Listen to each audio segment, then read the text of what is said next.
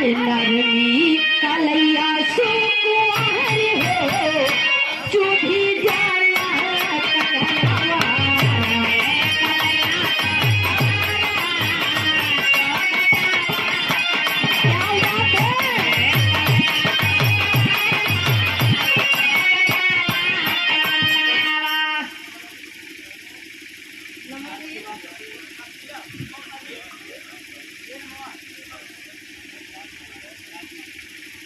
क्या बात है। आप प्रण से विप्रण से माने श्रीमान आप चाचा श्री राज नारायण यादव आज के बादशाह दूल्हे राजा के पिताजी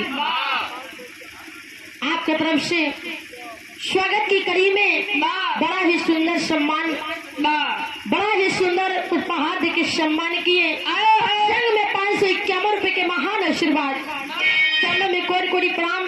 भगवान दूल्हा दुल्हन की जोड़ी सलामत रखें। आशीर्वाद की हम बच्चे अपनी विरह जगत में नाम रोशन करें। आज के बादशाह दूल्हे राजा के लिए कहना हो कैसे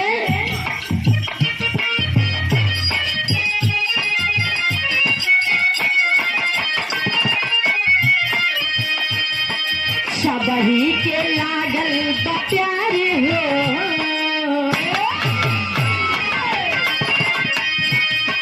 सबही के लागल बा प्यार हो दुल्हा के सेहरा।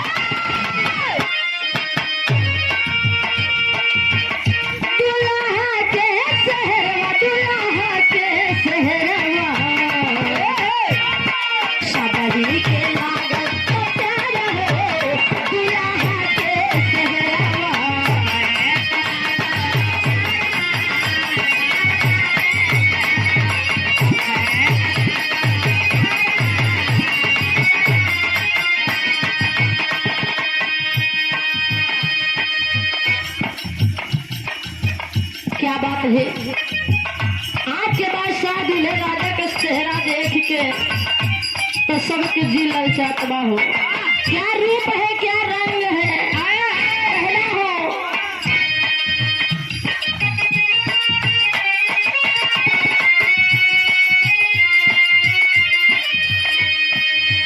चम चम चमकेला कुर्ता पजामा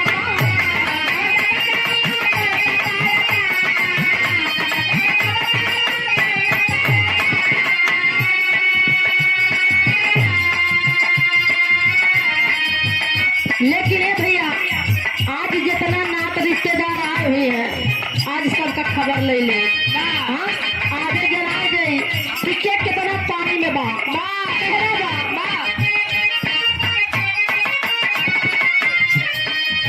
चम चम चमकेला कुर्ता पजामा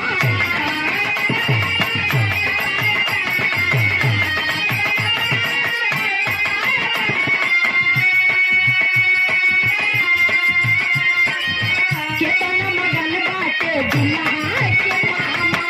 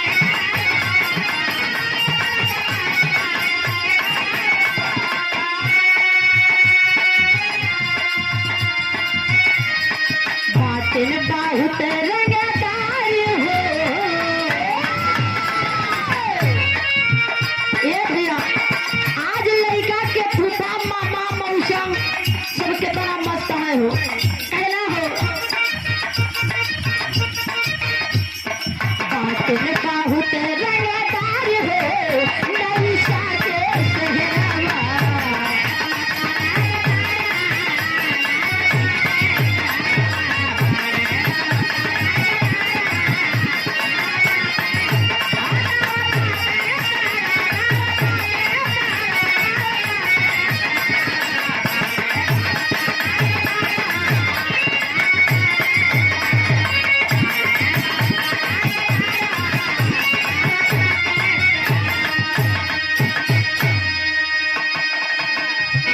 बातन बहुत रंगदार हो।